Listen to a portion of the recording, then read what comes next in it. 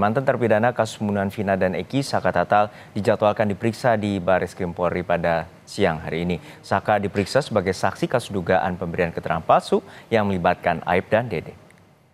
Pada pemeriksaan Saka di Bareskrim, kuasa hukum Titin Prialiantini menegaskan akan membawa berita acara pemeriksaan atas nama Aib dan Dede yang relevan dengan pemeriksaan dan persidangan 8 tahun lalu. Direktorat Tindak Pidana Umum Bareskrim saat ini tengah mendalami dugaan pemberian keterangan palsu oleh Aib dan Dede dalam kasus pembunuhan Vina dan Eki. Penyelidikan dilakukan setelah para terpidana melalui kuasa hukumnya melaporkan Aib dan Dede dengan tuduhan memberikan keterangan palsu. Terkait informasi terkini atas pemeriksaan Saka Tatal di Bareskrim Polri, kita sapa jurnalis Kompas TV Dian Silitonga. Dian, siang hari ini pemeriksaan akan dilakukan oleh tim Bareskrim Polri. Lalu seperti apa proses pemeriksaan dan apa saja materi yang akan digali pada Saka?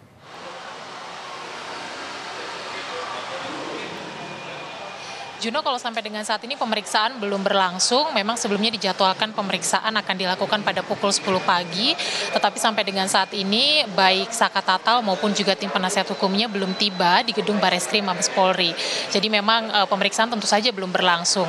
Tapi seperti yang kita tahu bahwa hari ini Saka Tatal diperiksa oleh Bareskrim Polri sebagai saksi terkait kasus dugaan pemberian keterangan palsu yang dilakukan oleh Aib dan Dede yang disebut sebagai saksi kunci dalam kasus pembunuhan Vina dan Eki.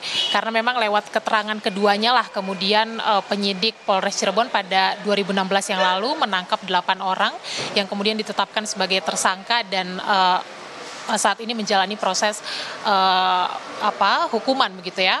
Nah, karena memang laporan ini adalah terkait dengan dugaan keterangan palsu yang kemudian menyebabkan salah satunya Saka Tatal harus menjalani proses hukum, tentu salah satunya nanti penyidik akan menggali keterangan dari Saka Tatal. Apakah pada malam kejadian Saka Tatal berada di lokasi kejadian atau tidak, seperti yang disampaikan oleh Aib dan Dede lewat berita acara pemeriksaan pada proses penyidikan 2016 yang lalu. Kalau memang Saka Tatal mengaku tidak berada di lokasi, tentu Saka Tatal harus bisa menjelaskan secara detail pada saat itu dia sedang berada di mana, kemudian bersama dengan siapa, kemudian juga melakukan apa.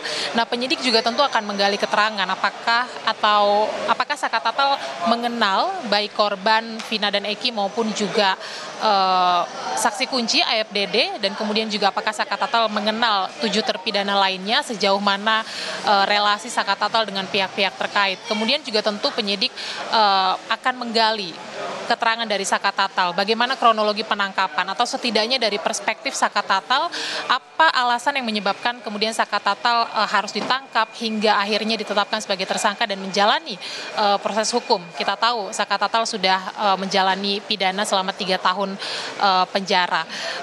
Kemudian juga seperti yang kita tahu, selain Saka Tatal diperiksa sebagai saksi hari ini, penyidik Bareskrim Mabes Polri juga sebelumnya sudah memeriksa 7 terpidana lain yang masih menjalani masa tahanan, baik itu di Rutan Kelas 1 Bandung maupun juga di salah satu lapas di Kabupaten Bandung, Jawa Barat. Dan tentu saja pemeriksaan terhadap saksi-saksi maupun juga para pelapor ini nanti akan menjawab apakah laporan dugaan pemberian keterangan palsu Aib dan Dede ini terbukti mengandung unsur tindak pidana atau tidak. Kalau berdasarkan alat bukti yang cukup, kemudian penyidik meyakini bahwa memang laporan tersebut mengandung unsur tindak pidana, tentu saja nanti Aib dan Dede ini bisa ditetapkan sebagai tersangka dalam kasus ini. Juno.